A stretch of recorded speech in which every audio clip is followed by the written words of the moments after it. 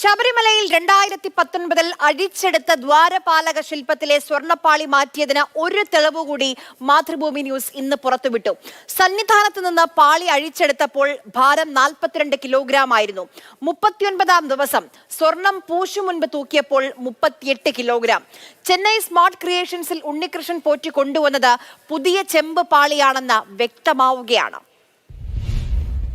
ശബരിമലയിലെ സ്വർണം പൊതിഞ്ഞ ദ്വാരപാലക ശില്പങ്ങൾ ഒരു ഉത്തരവിലൂടെ ചെമ്പാക്കി അത് ഉണ്ണികൃഷ്ണൻ പോറ്റിക്ക് സ്വർണം പൂശാനായി കൊടുത്തുവിട്ടത് 2019 ജൂലൈ 19-നാണ്. പാളി അഴിച്ചെടുത്ത ശേഷം സന്നിധാനത്ത് വെച്ച് അന്ന് ഭാരം നോക്കിയിരുന്നു.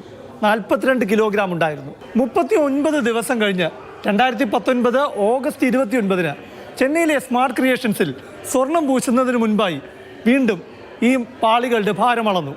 അന്ന് തിരുവാഭരണം കമ്മീഷണർ എഴുതിയ മഹസർ രേഖയാണിത്.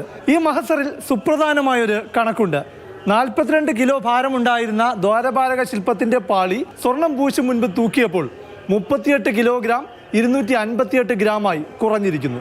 അതിനുശേഷം സ്വർണം പൂശി 394 ഗ്രാം സ്വർണം പൂശിയ ശേഷം പാളിയുടെ ഭാരം 38 കിലോ 653 ഗ്രാമായി ഉയർന്നു. അതായത് സന്നിധാനത്ത് നിന്ന് അഴിച്ചെടുത്ത പാളി ഉണ്ണികൃഷ്ണൻ പോറ്റിയുടെ കയ്യിൽ കൊടുത്തുവിട്ട് 39ാമത്തെ ദിവസം പാളിയുടെ ഭാരം 4 കിലോ കുറഞ്ഞു.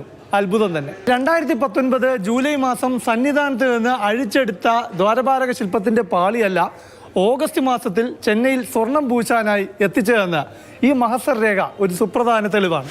1998 വിജയമല്യ 2 ദ്വാരപാലക ശില്പങ്ങളും സ്വർണം പൊതിഞ്ഞിരുന്നതായി അന്നത്തെ തെളിവുകൾ മാതൃഭൂമി ന്യൂസ് നിരവധി തവണ പുറത്തുവിട്ടതാണ്. ഇനി 2019 തിരുവിതാംകൂർ ദേവസ്വം ബോർഡ് നേതൃത്വവും ഉദ്യോഗസ്ഥരുമെല്ലാം വാദിക്കുന്ന പോലെ അന്നുണ്ടായിരുന്നത് ചെമ്പുപാളി ആണെന്ന് തന്നെ പ്രേക്ഷകർ വെറുതെ അങ്ങ് സങ്കല്പിക്കുക. അങ്ങനെയെങ്കിൽ 42 കിലോ ഭാരമുള്ള ചെമ്പുപാളി എങ്ങനെ 39ാം ദിവസം 38 കിലോ ഭാരമായി കുറഞ്ഞു? വലിയ അത്ഭുതം തന്നെ. സ്വർണം ചെമ്പാക്കുന്ന മഹാത്ഭുതം. ഈ മഹസറിൽ നിന്ന് ഒരു കാര്യം വ്യക്തമാകുന്നു. 42 കിലോ ഭാരമുണ്ടായിരുന്ന സ്വർണം പൊതിഞ്ഞ ദ്വാരപാലക ശില്പത്തിന്റെ പാളി ഉണ്ണികൃഷ്ണൻ പോറ്റി എവിടേക്കോ മാറ്റി, അല്ലെങ്കിൽ മറ്റാർക്കോ മറിച്ചു വിറ്റു. പകരം 38 കിലോ ഭാരമുള്ള ചെമ്പുപാളി സ്വർണം പൂശാനായി ചെന്നൈയിലെ സ്മാർട്ട് ക്രിയേഷൻസിൽ ഉണ്ണികൃഷ്ണൻ പോറ്റി എത്തിച്ചു. അതിൽ സ്വർണം പൂച്ചി. ശബരിമലയിലെ സ്വർണ്ണക്കടത്തിൽ സ്പോൺസർ ഉണ്ണികൃഷ്ണൻ പോറ്റിക്കൊപ്പം സ്വർണം പൂശിയ സ്മാർട്ട് ക്രിയേഷൻസിനും കൂട്ടുകൃഷിയുണ്ടോ? ഈ കണക്കുകൾ കള്ളം പറയുന്നില്ല. പ്രശാന്ത് കൃഷ്ണ, മാതൃഭൂമി ന്യൂസ്, തിരുവനന്തപുരം.